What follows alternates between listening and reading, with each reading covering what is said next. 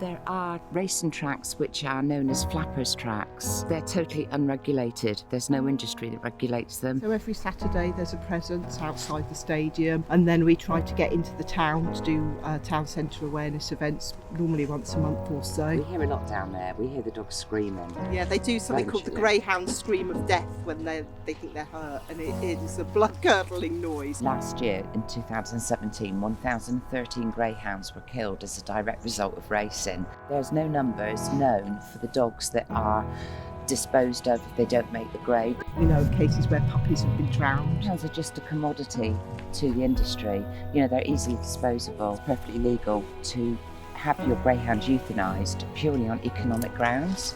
So a trainer doesn't have to have any reason necessarily, but racing greyhounds are just terribly abused, and yet they're the most sensitive, loving, comical dogs. You know, they're loving, gentle dogs. They love to sleep on the sofa. They love a tummy tickle, you know, just the same as your cockapoo does or your Labrador. Yeah.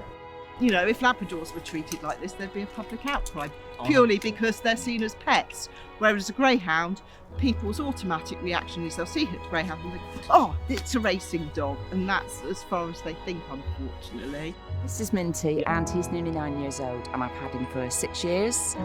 I rescued him from Forever Hounds Trust, which are based down in Somerset, and they rescue greyhounds and lurchers from all over the country. Greyhound racing industry has had 100 years to clean up its act. It's been going since 1926, and 1 million dogs plus died since then. The more I learnt about greyhounds, I felt I had to do something about it. I needed to be their voice because they don't have one.